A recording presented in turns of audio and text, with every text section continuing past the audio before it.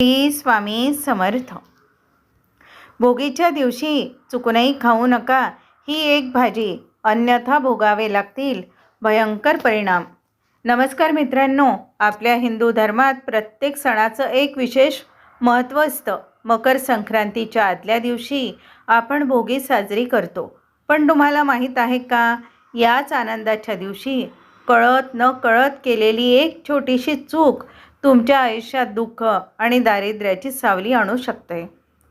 आजकाल प्रत्येक घरात एकच ओरडा असतो.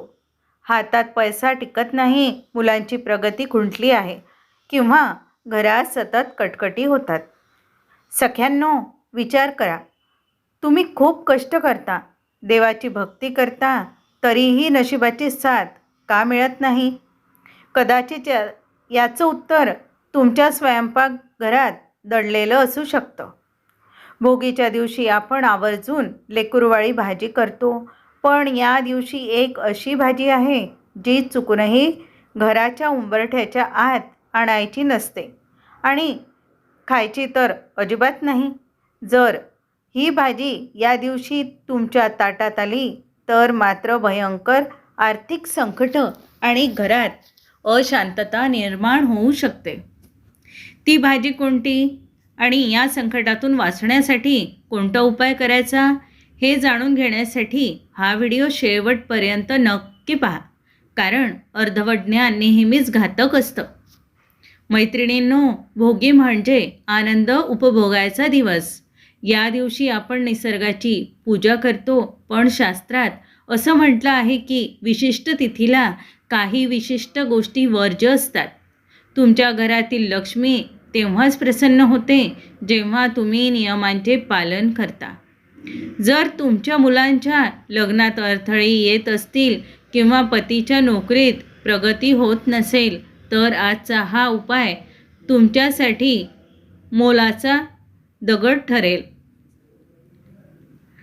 सख्यांनो, आता मी तुम्हाला एक असा सिद्ध उपाय सांगणार आहे जो तुमच्या घरातील इडापिडा दूर करेल. हा उपाय करण्यासाठी आपल्याला लागेल 2 लवंगा आणि भीमसेनी कापूर. उपाय करण्याची पद्धत सांगते, आता ऐका. वेळ आहे. हा उपाय भोगीच्या दिवशी संध्याकाळी सूर्यास्ताच्या वेळी करायचा आहे. दिशेचं महत्त्वसुद्धा सांगते, ते पण ऐका. उपाय करताना तुमचे तोंड पूर्व दिशेला असावे. एका पितळेच्या किंवा मातीच्या दिव्यात 2 भीमसेनी कापूर वड्या ठेवा. त्यावर 2 अखंड लवंगा, ज्याला फूल आहे अशा, ठेवा. हा कापूर प्रज्वलित करा आणि त्याचा धूर संपूर्ण घरात दाखवा. विशेषतः घराच्या कोपऱ्यात आणि मुख्य दरवाजापाशी हा धूर न्यावा. हा धूर दाखवत असताना मनापासून हा मंत्र 108 वेळा किंवा जमेल तितक्या वेळा म्हणा. ओम नमो भगवते वासुदेवाय किंवा श्री स्वामी समर्थ. हा उपाय करताना मनात असा भाव ठेवा की तुमच्या घरातील सर्व नकारात्मकता या धुरासोबत नष्ट होत आहे आणि सुख समृद्धी घरात प्रवेश करत आहे. ती एक वर्ज्य भाजी आणि घ्यायची काळजी सांगते, ऐका. आता वळूया आपल्या मुख्य विषयाकडे. सख्यांनो, भोगीच्या दिवशी सर्व भाज्यांचे मिश्रण आपण खातो, पण कडू कारले किंवा लसूण कांदा अतिवापर या दिवशी टाळला जातो. विशेषतः ज्या भाज्या जमिनीच्या आत खूप खोलवर वाढतात, उदाहरणार्थ मुळा किंवा लसूण, किंवा विशिष्ट ग्रंथानुसार त्या दिवशी कटाक्षाने टाळल्या पाहिजेत, कारण हा दिवस सात्विकतेचा आहे.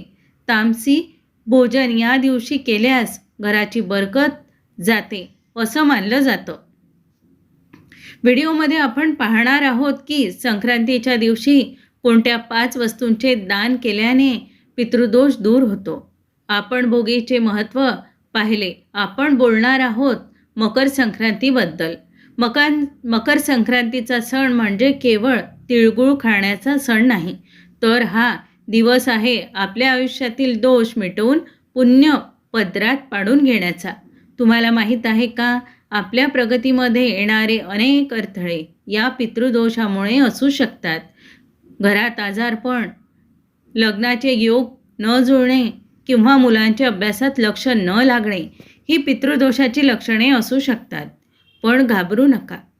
वर्षातील सर्वात मोठी मुहूर्त म्हणजे मकर संक्रांतीचं. हा पितृदोषातून मुक्ती मिळवण्यासाठी सर्वोत्तम काळ मानला जातो.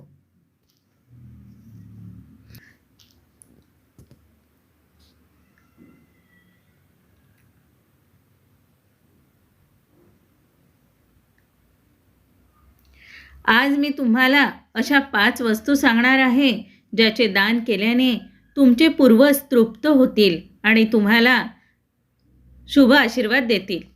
पितृदोष आणि संक्रांतीचा संबंध. मित्रांनो, जेव्हा सूर्य धनु राशीतून मकर राशीत प्रवेश करतो तेव्हा त्याला उत्तरायण म्हणतात. हा काळ देवांचा दिवस मानला जातो. या पवित्र काळात केलेले दान थेट आपल्या पितरांपर्यंत पोहोचतेच. तर जर आपण योग्य वस्तूंचे दान केले तर पितरांच्या आत्म्याला शांती मिळते आणि घरावरील संकट दूर होतात. आता नीट लक्ष देऊन ऐका. या 5 वस्तू कोणत्या आहेत ज्या आपल्याला दान करायच्या आहेत? 1. काळे तीळ. सर्वात महत्त्वाचे. पितृदोषासाठी काळे तीळ हे सर्वश्रेष्ठ मानले जातात. संक्रांतीच्या दिवशी एका तांब्याच्या पात्रात पाणी घेऊन त्यात थोडे काळे तीळ टाका आणि सूर्याला अर्पण करा. तसेच गरिबांना काळ्या तिळाचे लाडू दान करा. 2. गूळ आणि तूप. गूळ हा सूर्याचा कारक आहे आणि तूप सात्विकतेचं प्रतीक. गूळ आणि तुपाचे दान केल्याने घरात अन्नाची कमतरता कधीच भासत नाही आणि पितरांचा आशीर्वाद मिळतो. 3रा उपाय आहे नवीन वस्त्र, विशेष काळी घोंगडी किंवा गरम कपडे. जानेवारी महिन्यात थंडी असते. अशा वेळी गरजू व्यक्तीला काळी घोंगडी किंवा उबदार कपडे दान केल्याने राहू केतूचे दोष शांत होतात आणि पितृदोष दूर होण्यास मदत होते. 7 प्रकारचे धान्य.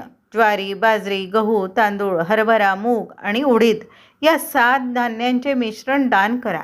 याला सप्तधान्य दान म्हणतात. यामुळे घरातील नकारात्मकता बाहेर जाते. 5वी वस्तू पाणी भरलेले भांडे. शक्य असल्यास मातीचे किंवा तांब्याचे भांडे पाण्याने भरून दान करा. तृप्त पूर्वज तुमच्या आयुष्यात सुखाची बरसात करतात. दान करण्याची योग्य पद्धत आणि मंत्र सांगते, ऐका. सख्यांनो, दान करताना तुमचे तोंड दक्षिणेला असावे. पितरांची दिशा आहे म्हणून करून मनात त्यांचे स्मरण करा. दान देताना हा मंत्र म्हणा, ओम पितृभ्यो नमः. हे दान तुम्ही एखाद्या ब्राह्मण, गरजू व्यक्ती किंवा मंदिराच्या अन्नछत्रात करू शकता. मुख्य म्हणजे दान देताना मनात गर्व नसावा, तर कृतज्ञता असावी. मैत्रिणींनो, आपल्या मुलांचे भविष्य उज्ज्वल असावे आणि घरात अखंड लक्ष्मी नांदावी असं वाटत असेल तर हा उपाय नक्की करून पहा. तुमच्या श्रद्धेचं फळ तुम्हाला नक्की मिळेल. जर तुम्ही स्वामींचे भक्त असाल आणि तुम्हाला हा व्हिडिओ आवडला असेल तर आपल्या या चॅनलला नक्की सबस्क्राईब करा. तुमच्या एका सबस्क्राईबमुळे मला असेच नवनवीन माहितीपूर्ण व्हिडिओ बनवायला प्रेरणा मिळते. आणि हो, कमेंट बॉक्समध्ये श्री स्वामी समर्थ लिहायला विसरू नका. ज्यांची श्रद्धा भक्कम असते त्यांचे स्वामी नक्कीच कल्याण करतात. तुमच्या आयुष्यातील सर्व दुःख दूर होत हीच ईश्वर चरणी प्रार्थना. तर मातांनो, या संक्रांतीला हे दान नक्की करा आणि आपल्या घराला पितरांच्या आशीर्वादाने सुरक्षित करा. हा व्हिडिओ तुम्हाला कसा वाटला हे कमेंटमध्ये नक्की सांगा. जर तुम्हाला वाटत असेल की ही माहिती इतरांनाही उपयोगी ठरेल तर आपल्या सख्या सोबतींना हा व्हिडिओ नक्की शेअर करा. आणि हो, कमेंटमध्ये श्री स्वामी समर्थ किंवा ओम पितृभ्य नमः लिहायला विसरू नका. अशाच आध्यात्मिक आणि महत्त्वपूर्ण माहितीसाठी आपल्या चॅनलला सबस्क्राईब करून बेल आयकॉन नक्की दाबा. भेटूया पुढच्या व्हिडिओमध्ये. तोपर्यंत आनंदी राहा आणि स्वामींच्या स्मरणात राहा. धन्यवाद. श्री स्वामी समर्थ.